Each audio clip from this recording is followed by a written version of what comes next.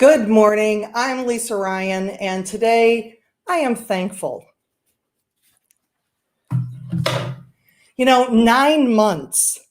9 months. Usually when we talk about 9 months, we think of, pregnancy and giving birth, and especially around the holidays, we think that, okay, the birth of baby Jesus coming into the world. But it's been 9 months that we've been dealing with the pandemic. And if you're anything like me, right around March 15th, whatever state you're in, that's the day that's going to really make an impression in you, because it was on March 15th that the state of Ohio, where I'm in, shut down. Now, I was in South Carolina during that time. I was filming for my new demo video. Yeah, for live stage programs, like that's working now. Anyway, I was in South Carolina. We had finished up early, and I had the opportunity to come home on March 15th, even though I was booked on a flight for the following morning. But when I talked to my husband, Scott, and he said, well, the governor just shut down all the bars and restaurants, I said, I think I'm going to stay the extra night, because that way I can take myself out to a restaurant for dinner, because I don't know when the opportunity for that will happen again. If only I knew. March 16th, I went to go visit my father, who's in assisted living. And thankfully, I went in the morning to catch up on his laundry, because by the afternoon, the facility went into total lockdown. March 24th was when the first of the events that I had scheduled, a fully booked April and May, fell off the calendar. The day before Easter, my husband was furloughed from his job. And we spent my birthday and our 24th wedding anniversary sheltering in place. So you think that all these bad things started happening. You're like, well, that's kind of depressing. How do we find gratitude from that? And that's what we're here today to talk about, because I know that you probably have your own stories as far as what has happened to you this year. I mean, 2020 has really been a year like no other on the planet. So I thought I'd take a couple minutes here and just share with you some strategies to help get you through not only this holiday season, where again, we're probably not traveling, we're not going out to see our loved ones, we're not having the kind of holiday that we would necessarily like to have. As a matter of fact, this is the first year in my whole life that I will not be seeing my dad personally on Christmas. But when we start to consider the gifts that we have, we can make it through. So first of all, we want to start with ourself, with what we're doing now. And that really starts with gratitude, with being thankful, with looking at your life, maybe starting a gratitude journal if you don't already have one. And taking the time to write down 3 to 5 things every day that you're grateful for. And so maybe now it's, I'm grateful for that I have a computer. I'm grateful that I can, access Zoom and all of the other video conferencing platforms that are out there, because it's allowing us to stay in contact with people that we might not be seeing otherwise, physically seeing. But it's taking that moment to write down these things. And even if right now you can only find one, and maybe that'll take you a while to get to, start there. Start with one thing that you're grateful for and focus on that. And maybe if you know somebody else that's struggling, you can reach out to them and say, you know what, why don't we just share 1 or 2 things that we're grateful for every day and help get us through this? Because it has to start with you. It has to start here. Changing our attitude, getting to that attitude of gratitude is not something that changes overnight. But when we focus on the things, when we start to rewire our brain and look for the good, we can always find it. Now, I like doing a gratitude journal in the morning. Actually, first thing I do in the morning before I take that long walk down the hallway is I simply write down 5 things that I'm grateful for.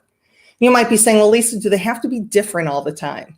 Well, they don't necessarily have to be different, but you want to add some details. If every day I wrote down, I'm grateful for my husband, I'm grateful for my cats, I'm grateful for my house, well, it gets really boring really quickly. But if instead I wrote down, I'm so grateful that Scott cooked a great dinner last night. I'm so grateful for watching Christmas movies with Tinkerbell, my cat, sitting on my lap. So we can add those details and really feel that gratitude. And people say, does it need to be written down? I mean, I'm always thanking people. Well, if you think about what happens when you write things down, you're feeling the pen in your hand, you're seeing the words on paper, you're probably feeling that emotion of gratitude.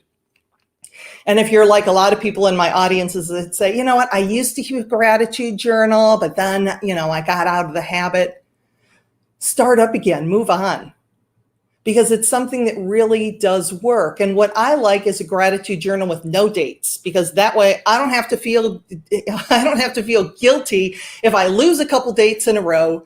I can just go and write down. And the other thing that's nice about it is some mornings I wake up and it's like I'm just not feeling it. But then I can turn the page back a couple and remind myself of the things that I'm grateful for. So that certainly makes a huge difference. So what about the making you feel better? Are there health benefits to gratitude? Well, there are plenty. I mean, there's all kinds of research done, but especially when we're talking about this time, when we're dealing with this darn virus that seems to be no end in sight. Thank goodness there's vaccines coming out. But there was a study done by the Institute of Heart Math in California that they took a look at compassion and anger and its impact on the immune system. And this is probably going to be your factoid for the day.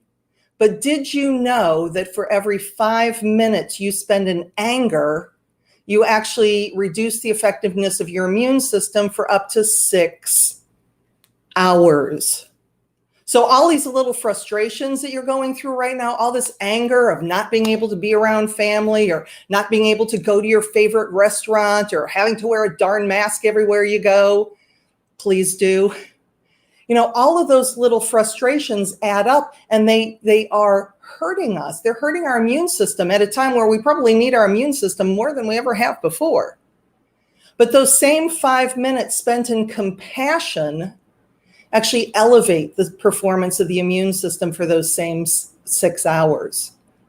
So when you look at the health benefits of choosing positive emotions, and sometimes it's almost like a fake it till you make it, choosing one thing. I don't know what I can be grateful for. Just pick one thing. Okay, let's see. We're going to have a white Christmas. Well, that's what they're saying anyway. So that's something to be grateful for. Now, that's for us people, up in the climates where we actually have snow. For those of you celebrating by palm trees, God bless you, enjoy. But when we choose positive emotions, it certainly helps not only our own energy, but then we impact the other people around us. And when we look at our relationships with others, a lot of times we think that, they know how I feel about them. I don't actually have to tell people how I feel about them. I heard a joke a while back about a couple celebrating their 25th wedding anniversary. Of course, that'll be me and Scott next year. But it's the morning of their anniversary and the wife is just sobbing. And the husband's like, "What's wrong, honey? It's our 25th wedding anniversary. Why are you so sad?" And she said, "You never tell me that you love me." And he said, "Listen, I told you 25 years ago, if anything changes, I'll let you know." Don't be that person, especially now during the holidays. If you're not sending out holiday cards, which believe me, didn't get that many this year, sent out a lot, but I think maybe we just weren't in the mood to send them. But why not take a moment and pick up the phone or send somebody a text or write them that letter of appreciation? Because when you tell somebody you appreciate them, you create a beautiful memory. But when you write it down, you create a treasure. So take the time, let the people in your life know how much you care, that you love them, what you appreciate about them. Because again, I don't want to be morbid or anything, but we're seeing so many people dying of COVID that we don't know when the last conversation we have with that person is going to be the last conversation that we have with that person. I'm really sad about not being able to spend Christmas with my dad this year. But I also know that the facility that he's in is one of only 2 facilities in my county that has remained COVID-free. So the price of keeping my dad safe versus exposing him to this virus, I'm okay with that. But I want to make sure that I have that connection, that I can go to the front window and yell at him through the plate glass. And we have this nice habit of putting our hand on the glass together and just, trying to get that connection there. And he's also, even though he has aphasia and he has a hard time speaking, he always says the words, "I love you." Who is it that you need to connect with today? Who do you need to pick up the phone or send a text or write a letter or just let somebody else know that you're thinking about them? Particularly if you know they're going to be alone this holiday season, or going forward. I feel that I'm very blessed because, I do have Scott at home and I do have our 2 fantastic cats at home. But a lot of people don't. And experiencing, like my mom down in Atlanta, she's alone. We lost my stepfather last year. And spending the holidays. Now, the good news, she gets to go over my brother's house, but still, I want to be there with her. I don't want her to be alone. So at least we can talk and do FaceTime every day. So if you're sitting there going, well, what's all this got to do with employee engagement or employee retention or my workplace or anything? Because it's the same thing. What works for us in our personal life also works in the office, also works in the plant, also works wherever you are, even if you're only working with remote employees right now, of letting them know how appreciative you are of them, how specifically they're making a difference in your business, letting them know, I appreciate you.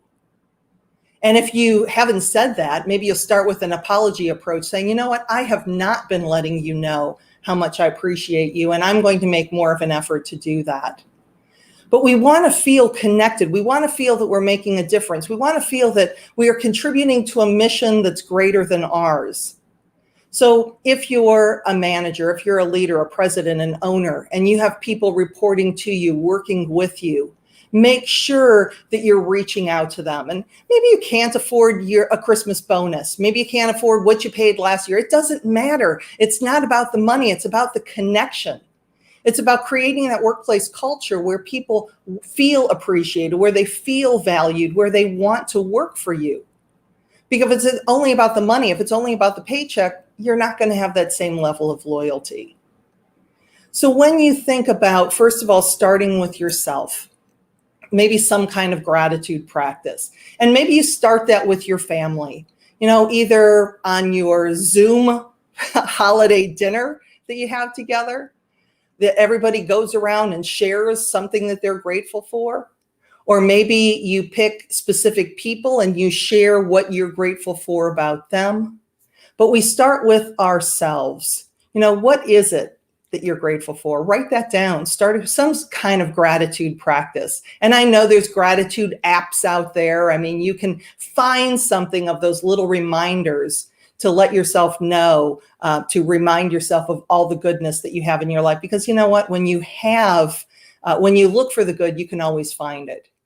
And when you start finding that gratitude, then you're going to feel better. Not only helping and improving your immune system, but you'll feel better, you'll sleep better, you'll be nicer to be around. Imagine that. And this holiday season, connecting with others. And finally, bringing that to the workplace. Because when you focus on the good, you can always find it. Meister Eckhart once said that if the only prayer you ever uttered was thank you, it would be enough. I'm Lisa Ryan, wishing you and yours a very Merry Christmas, Happy Holidays, and a great start to 2021. See ya.